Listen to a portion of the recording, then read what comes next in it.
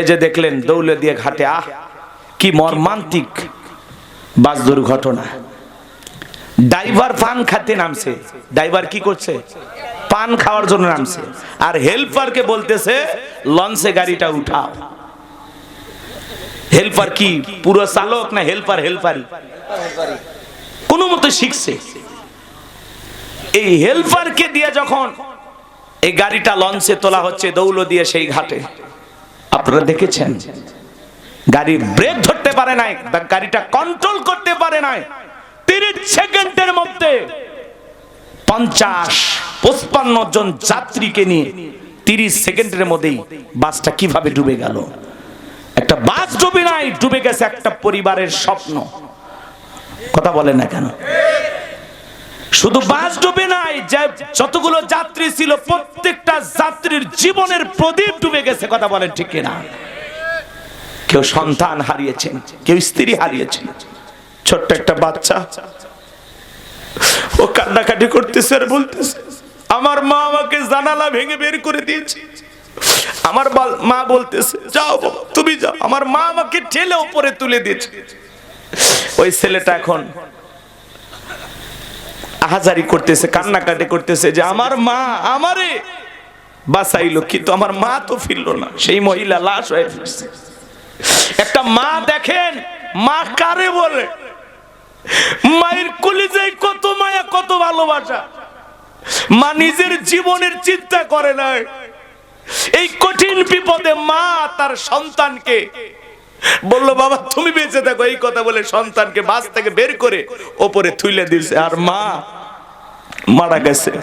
আল্লাহ জানো এই বাস দুর্ঘটনায় যত মানুষ মারা গেছে, আল্লাহ যেন তাদেরকে শহীদ হিসেবে কবুল করেন। পানিতে ডুবে পড়লে এরাও শহীদ, আল্লাহ যেন সেই শহীদের মর্যাদা তাদেরকে দান করেন। জোরে বলেন আমিন।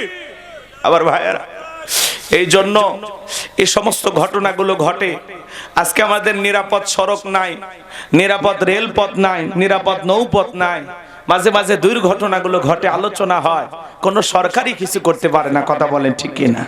কারণ অদক্ষ কিছু চালকদের অবহেলায় এই যে ঈদের যাত্রায় 204 জন মানুষ দুর্ঘটনায় মারা গেছে। এই সড়কে তো নিরাপত্তা নাই। আমি একটা দেখলাম বালুর ট্রাক এসে মেরে দিছে একটা জেলায়, দেখছেন আপনারা? একটা লোক কি সুন্দর রাস্তায় দাঁড়িয়ে আছে, বালুর ট্রাকটা এসে প্রথমে একটা অটক মেরে দিছে, এরপরে এসে ওই দাঁড়ানো মানুষটারে মেরে দিল। এই যে ঘটনাগুলো ঘটতেছে আপনারা দেখতেছেন রহরহ।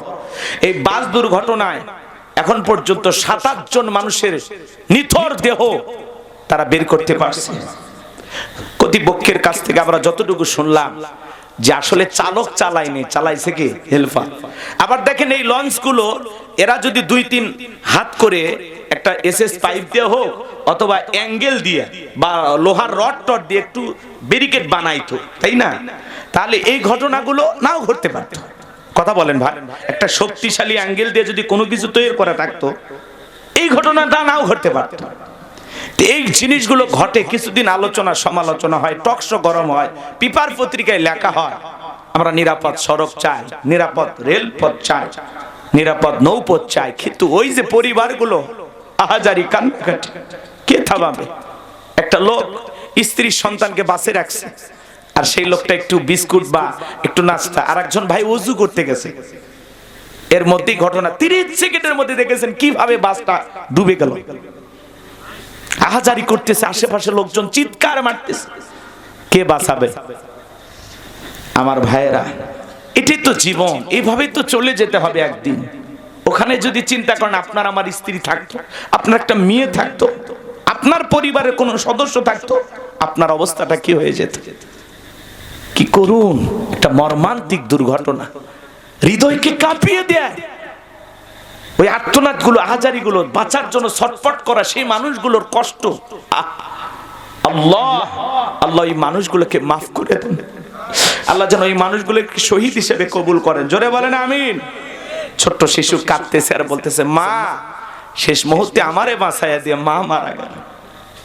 এটা তো মায়ের ভালোবাসা।